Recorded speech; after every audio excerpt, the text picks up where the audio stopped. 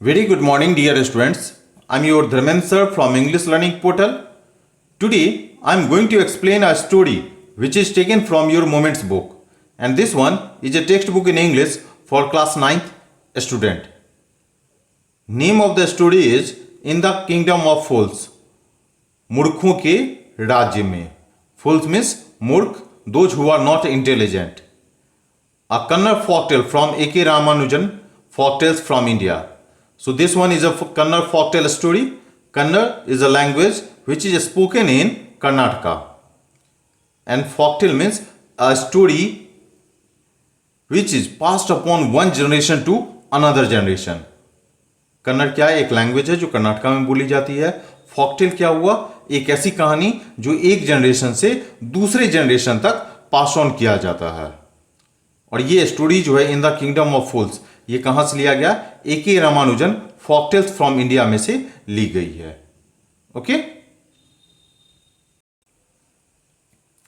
In the kingdom of fools, both the king and the minister were idiots. They did not want to run things like other kings. So they decided to change night into day and day into night. मूर्खों के राज्य में राजा और minister दोनों ही क्या थे? Idiot थे. Idiot का अर्थ होता है मूर्ख. Those who are not intelligent, foolish. और वे लोग क्या चाहते थे? जैसा दूसरे देश के राजा, जैसा दूसरे राजा लोग चाहते थे, रन करते थे अपना काम काज को, वैसा ये लोग बिल्कुल नहीं चाहते थे. और इसलिए इन लोगों ने क्या डिसाइड किया?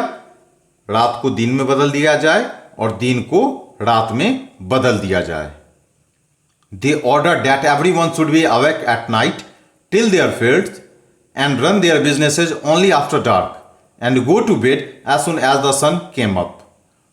टिल का अर्थ क्या होता है? Cultivate land for farming. Okay, means farming के लिए जो आप खेत को कल्टीवेट करते हैं उसे ही टिल कहा जाता है. और इसलिए राजा ने क्या किया? ऑर्डर दे दिया. ऑर्डर क्या दिया? कि सब कोई रात में अब जगने चाहिए. खेती जो है फील्ड पर वो कब हो? तो रात में ही हो. Run their businesses only after dark. और उनका जो काम काज भी है वो भी कब चलना चाहिए? अंधेरे में चलना चाहिए. जैसे ही अंधेरा होगा उसके बाद आपका कामकाज स्टार्ट हो जाना चाहिए. And go to bed as soon as the sun came up. और जैसे ही सूरज निकले हर कोई क्या हो जाना चाहिए? सब कोई बेड पर चले जाना चाहिए. मीन्स सब कोई सो जाना चाहिए. Anyone who disobeyed would be punished after death. और जो कोई भी इस बात को नहीं मानेगा उसे क्या किया जाएगा? मृत्यु की सजा दी जाएगी. The people did as they were told for fear of death. और लोगों ने वैसा ही किया जैसा कहा गया था, क्योंकि इन लोगों को मरने का डर था. The king and minister were dilated at the success of their project. और राजा और मिनिस्टर दोनों ही खुश थे अपने इस प्रोजेक्ट के सक्सेस होने पे, क्योंकि ये लोग जो नियम बनाए थे वो अच्छे से रन कर रहा था. इसलिए राजा और मिनिस्टर दोनों क्या थे? खुश थे. डिलाइटेड का अर्थ होता है खुश होना. One day Guru and his disciple arrived in the city. It was a beautiful city. It was broad daylight, but there was no one about. एक दिन की बात है. वन डे, एक दिन, एक गुरु और उनका शिष्य. Disciple means a person who follows a teacher. शहर में आए. बहुत ही प्यारा खूबसूरत सा शहर था और सब कुछ काफी, दिन का समय था, काफी चमक रहा था, ब्रॉड था, लेकिन वहां पे कोई नहीं था. No one about. Everyone was asleep, not a mouse stirring. Stirring का अर्थ होता है something move slightly. सब कोई सोए हुए थे. एक चूहा भी घूम नहीं रहा था. Even the cattle had been taught to sleep by day. और जानवरों को भी क्या सिखाया गया था? कि दिन के समय में वे सब सो जाएं. The two strangers were amazed by what they saw around them and wandered around town till evening. और वो दोनों स्ट्रेंजर कौन थे? दोनों stranger Guru and his disciple. ये देख के आश्चर्य में पड़ गए थे. जो कुछ भी इनके तरफ चारों तरफ हो रहा था उसे देखकर ये लोग आश्चर्य में थे. और शाम तक ये लोग पूरे शहर में घूम रहे थे और आश्चर्य में तब तक थे. When suddenly the whole town woke up and went about its nightly business. और अचानक में पूरा शहर क्या हुआ, जाग गया और सब कोई अपने रात के काम में लग गए। यहां पे गुरु और डिसिपल जो थे वे दोनों क्या थे, आश्चर्य में पड़ गए थे। जैसे ही शहर में आए सब कोई क्या था, दिन का समय था, सुबह का समय था, सब कोई सोया हुआ था और शाम तक ये बाजार में घूम रहे थे। जब इन्होंने शहर में पूरा घूमा शाम तक घूमने के बाद देखा क्या, हर कोई जगह अचानक सोए हुए हैं और सडनली जैसे ही रात होती है सब कोई क्या हुए हैं, जाग चुके हैं। The two men were hungry. Now that the shops were open, they went to buy some groceries. दोनों ही क्या थे, भूखे थे। अब वे लोग, दुकान भी क्या हो गया था, खुल गया था और अब वे लोग सामान खरीदने के लिए, ग्रोसरीज खरीदने के लिए चले गए हैं। To their astonishment, they found that everything cost the same, a single dudu. Whether they bought a measure of rice or a bunch of bananas, it cost a dudu. इन लोगों को बहुत ही आश्चर्य हुआ जब इन लोगों ने पाया कि हर चीज का कॉस्ट क्या है, सेम है, a single Dudu.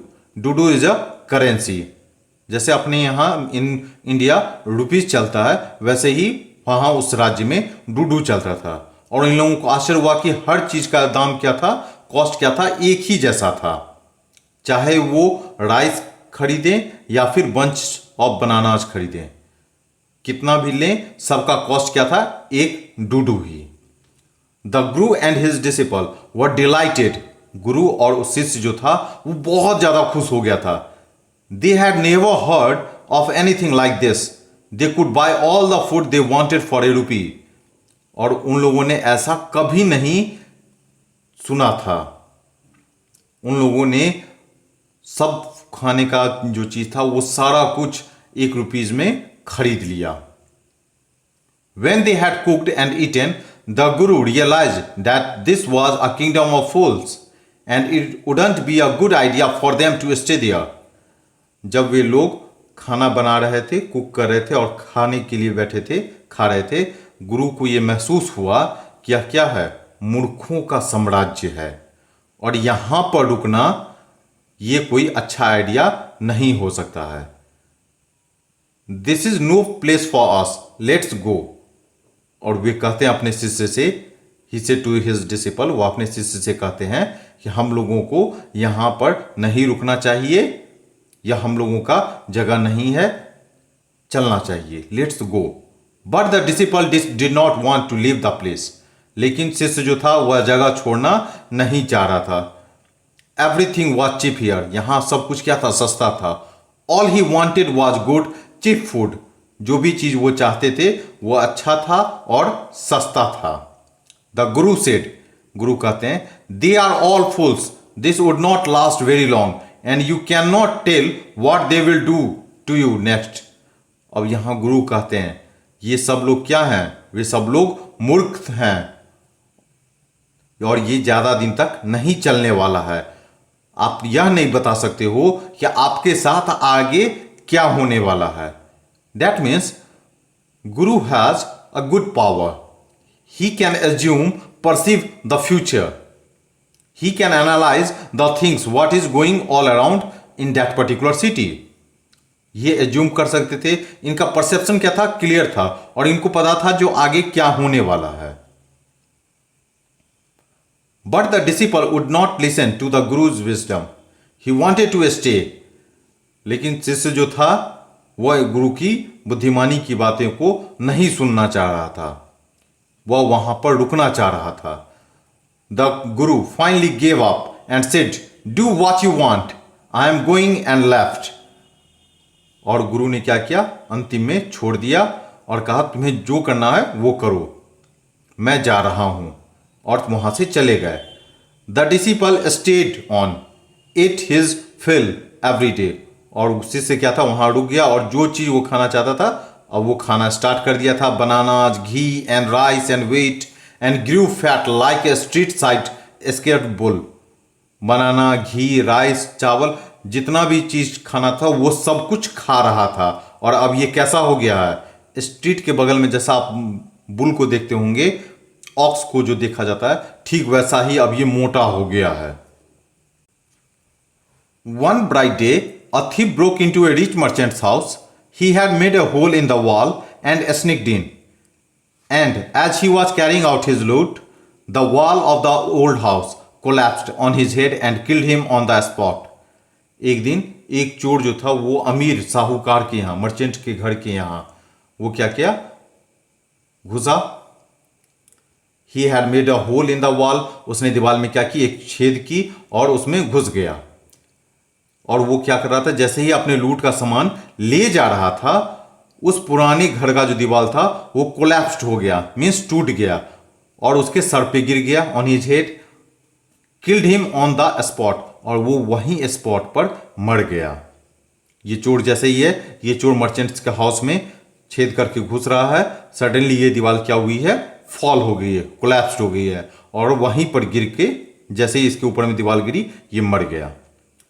His brother ran to the king and complained, Your Highness, when my brother was pursuing his ancient trade, a wall fell on him and killed him. The merchant is to blame. He should have built a good, strong wall. You must punish the wrongdoer and compensate the family for this injustice. अब इसका भाई जो है, चोर का भाई, वो भागते हुए राजा के पास गया और कंप्लेन किया, योर हाइनेस, मेरा भाई क्या कर रहा था, एक एंशियंट ट्रेड कर रहा था. Ancient trade means an activity of thieving, चोरी करना. तो वो एक काम कर रहा था और यह दीवार क्या हुई, एक दीवार उसके ऊपर गिर गई और उसमें वो मर गया. और इसमें किसकी गलती वो दे रहा है, the merchant is to blame. इसमें मर्चेंट की गलती है. उसको क्या करना चाहिए था, एक अच्छे क्वालिटी का मजबूत दीवार बनाना चाहिए था. और इसकी इस गलती के लिए इसको क्या होना चाहिए, पनिशमेंट मिलनी चाहिए. Wrong doer means a person who behaves dishonestly, जो कि गलत काम करता है उसे ही रॉन्ग डूअर कहा जाता है. और इसके ऊपर में जो दीवार गिरी है, इसके लिए क्या होना चाहिए, इसके फैमिली को जो इस पर अन्याय हुआ है, इनजस्टिस हुआ है, इसके लिए उसको कंपनसेशन मिलना चाहिए. The king said, justice will be done, don't worry, and at once summon the owner of the house.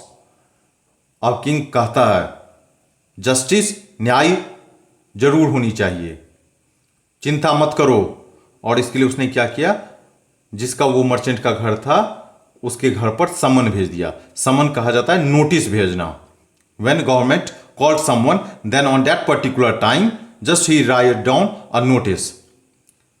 और यहां पे क्या किया गया, उस मर्चेंट के घर पे एक नोटिस भेजा गया. When the merchant arrived, the king question, what's your name. और जैसे ही मर्चेंट आता है, यहां पर राजा पूछते हैं, तुम्हारा नाम क्या है. Such and such your highness, वो अपना नाम यहां पे बतलाता है. Were you at home when the dead man burgled your house. क्या तुम घर पर थे जब ये मरा हुआ आदमी तुम्हारे घर में को तोड़कर चोरी कर रहा था. अब now you can easily understand, king is awaring about the fact that dead man was a thief. यहां पे राजा जानता है कि जो मर गया है वह एक चोर था. You can easily understand how much he is clever, कि राजा कितना चालाक है, बुद्धिमान है, वो आप लोग अब समझ रहे होंगे. Yes my lord, he broke in and the wall was weak, it fell on him, the accused pleads guilty. अब यहां पर क्या हुआ, साहूकार जवाब देता है, जी मेरे हुजूर, वह अंदर घुसा, तोड़कर अंदर घुसा और दीवार कमजोर था, इसके कारण वो उसके ऊपर में गिर गया है. और एक्यूज यहां पे कौन है, ये मर्चेंट है. ये इस अपनी गलती को समझ रहा है. राजा अब यहां पे फिर कहता है, your wall killed this man's brother, you have murdered a man, we have to punish you. तुम्हारा दीवार इसके भाई को क्या किया है, मार दिया है. इसका मतलब है तुमने क्या किया है, you have murdered a man, तुमने एक आदमी का मर्डर किया है और इसके लिए हम लोगों को तुम्हें सजा देना पड़ेगा. Lord said the helpless merchant. और हेल्पलेस मर्चेंट जो है वो कहता है, हुजूर, I didn't put up the wall, it is really the fault of the man who build the wall. यहां पे वो मर्चेंट कहता है, I did not put up the wall, मैंने वॉल नहीं बनाया हुआ है, it was really the fault of the man, यह उस इंसान की गलती थी जिसने इसे बनाया. He did not build it right, उसने इसे सही से नहीं बनाया. यू शुड पनिश हिम, आप उसको क्या करो, सजा दो. हु इज डैट, वह कौन है. My lord this wall was built in my father's time, हुजूर, मेरे हुजूर, यह दीवार जो है मेरे पिताजी के समय की बनी हुई थी. आई नो द मैन, मैं उस इंसान को जानता हूं. He is an old man now, वह अब क्या हो गया, बूढ़ा आदमी हो गया है. ही लिव्स नियर बाय, वह नजदीक में ही रहता है. The king sent out messenger to bring in the bricklayer who had built the wall. They brought him and tied hand and foot. अब यहां पे क्या किया गया है, मैसेंजर को भेजा गया है. राजा ने मैसेंजर को भेजा जो उस ब्रिकलेयर को, जो दीवार बनाया था, उसे लेकर आओ. वे लोग उसे लेकर आए, उसके हाथ पांव बंधे हुए थे. You there, did you build this man's wall in his father time. अब राजा उसे कहता है, तुम थे, तुमने इसके पिताजी के समय में इसका दीवार बनाया था. Yes my Lord I did, हाँ मेरे हुजूर, मैंने बनाया. What kind of A wall in this that you build, किस तरह का तुमने दीवार बनाया था. It has fallen on a poor man and killed him, वह क्या हुआ, वह गिर गया और एक गरीब आदमी मारा गया. Means here poor man refers to that particular theft. चोर को बताया जा रहा है यहां पर एक poor man. You have murdered him, तुमने मर्डर किया है. We have to punish you by death, और तुम क्या हो गए, अब विक्टिम हो गए हो, इसके लिए तुम्हें क्या होगी, तुम्हें अब पनिशमेंट मृत्यु की दी जाएगी. Before the king could order the execution the poor bricklayer pleaded. और जैसे जब वो राजा ऑर्डर देने वाला रहता है, वो पुअर जो ब्रिकलेयर रहता है, जो उस मकान को, उस दीवार को बनाया रहता है, वो अनुरोध करता है, please listen to me before you give your orders. आप मेरी बात सुने, मेरी विनती सुने अपनी आज्ञा देने से पहले. It is true I built this wall and it was not good, यह बात सही है कि मैंने दीवार बनाया है और वह क्या है, इट वॉज नो गुड, वह सही नहीं था. But that was because my mind was not on it, लेकिन ये ऐसा इसलिए हुआ था क्योंकि मेरा दिमाग वहां नहीं था. I remember very well a dancing girl who was going up and down that street all day with her anklets jingling, and I could not keep my eyes or my mind on the wall I was building. You must get that dancing girl. I know where she lives. अब यहाँ पर वह bricklayer अनुरोध करते रहता है और वो अपनी व्यथा बता रहा है कि मुझे अभी भी याद है, एक बहुत ही अच्छी डांसिंग गर्ल थी जो बार बार क्या कर रही थी, स्ट्रीट में ऊपर नीचे जा रही थी और उसके एंकलेट्स जो थे वो आवाज कर रहे थे.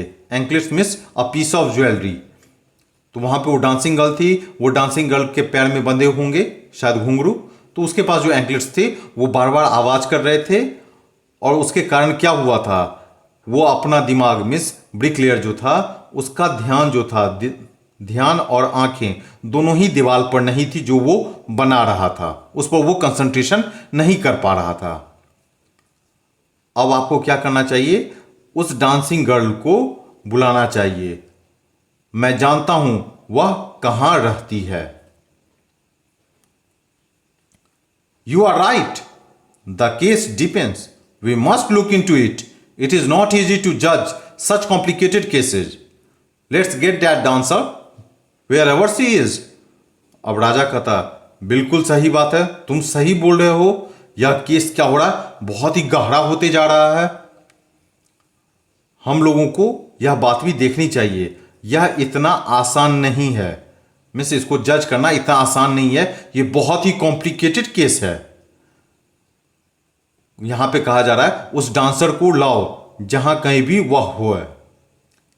The dancing girl now an old man came trembling to the court. और वह डांसिंग गर्ल और वह एक बूढ़ा आदमी दोनों ही झुके हुए नजर से, डर से उस कोर्ट में हाजिर होता है. मीन्स राज्य दरबार में, उस राज दरबार में दोनों हाजिर होते हैं.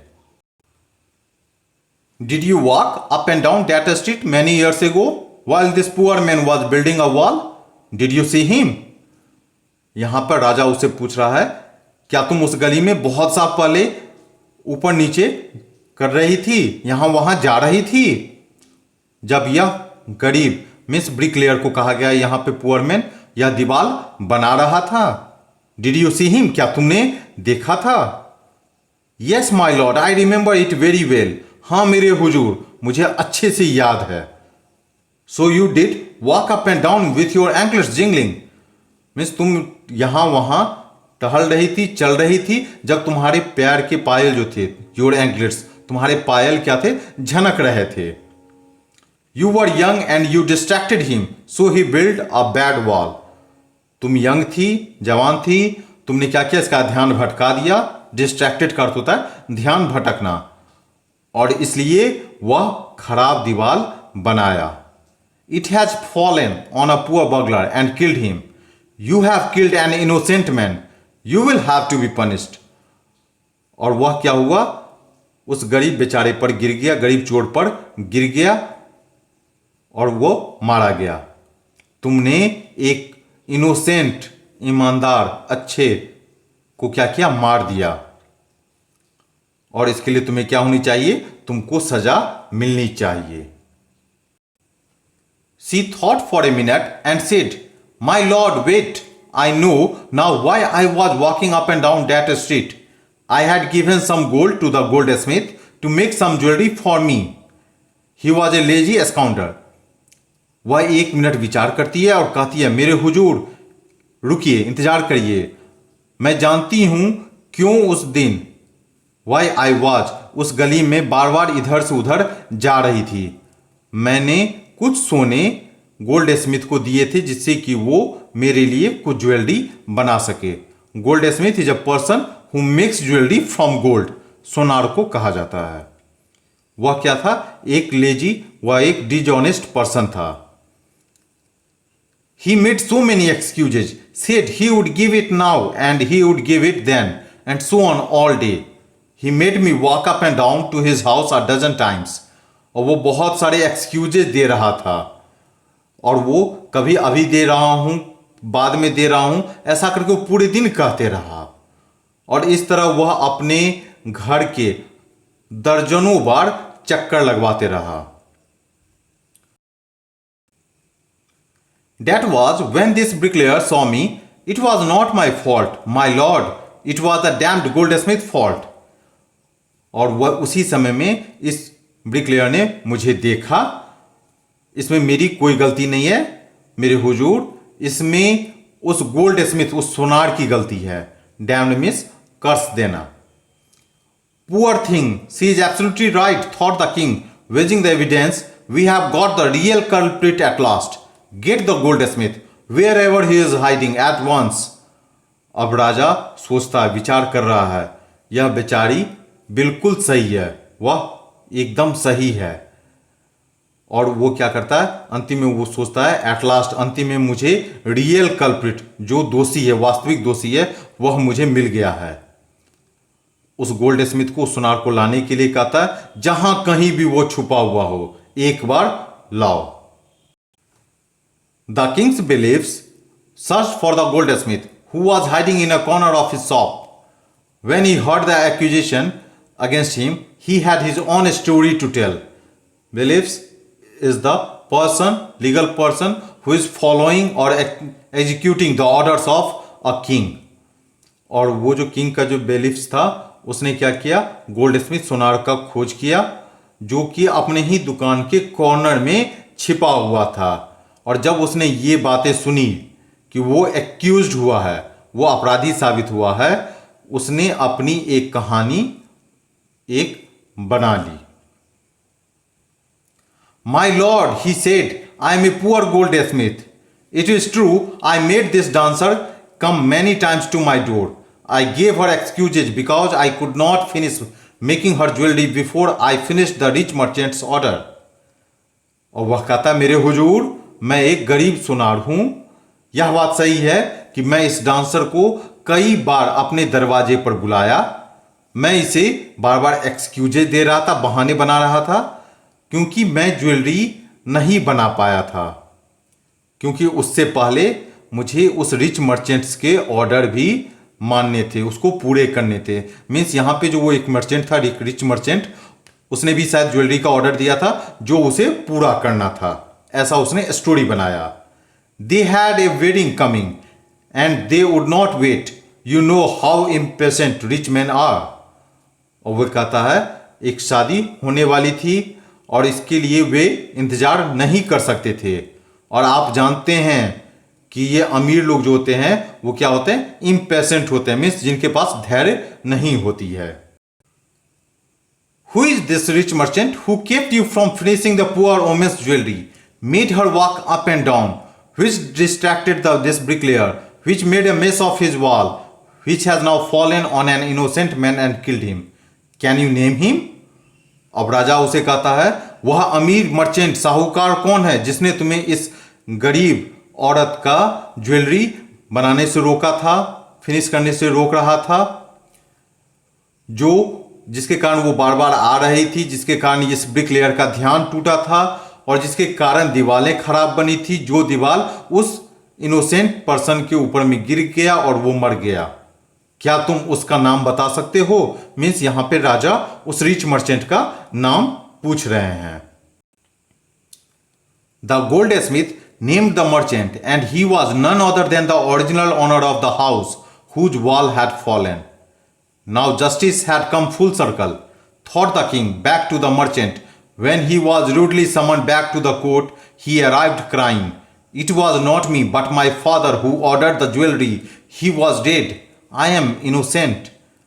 अब गोल्ड स्मिथ वो सोनार फिर से उसी मर्चेंट का नाम बताता है और वह कोई दूसरा नहीं रहता है, वही घर का ओरिजिनल मालिक रहता है जिसका कि दीवार टूट गया रहता है। और फिर से जस्टिस क्या होती है, फिर से सर्कल में घूमकर फिर से वहीं आ जाती है। राजा फिर से विचार करता है और मर्चेंट को फिर से बुलाता है। उसके लिए कोर्ट से फिर से समन जाते हैं और वो चिल्लाते हुए रोते हुए आता है, वह मैं नहीं था, वह मेरे पिताजी थे जिसने ज्वेलरी का ऑर्डर दिया था।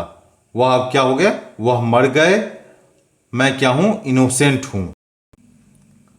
But the king consulted his minister and ruled decisively, "It is true, your father is a true murderer.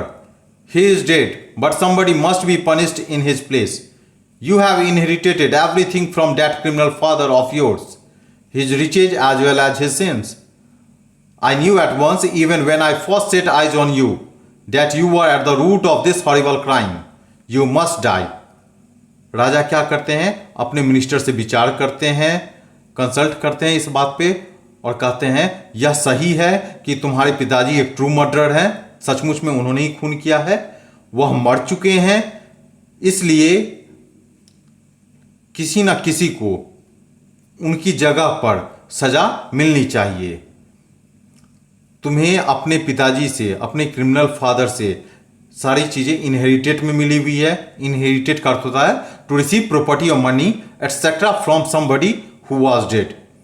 जब कोई मर जाते हैं उनके तरफ से जो प्रॉपर्टी, पैसे ये सब मिलते हैं उसे इनहेरिटेड कहा जाता है। उनकी दौलत, his riches as well as his sins, means उनके पाप भी। जब मेरी नज़र तुम पर पहली बार पड़ी थी तभी मैं समझ गया था कि तुम इस हॉरिबल क्राइम के क्या हो, रूट हो, मीन्स जड़ तुम ही हो, तुमको अवश्य मरना चाहिए। And he ordered a new stake to be made ready for the execution.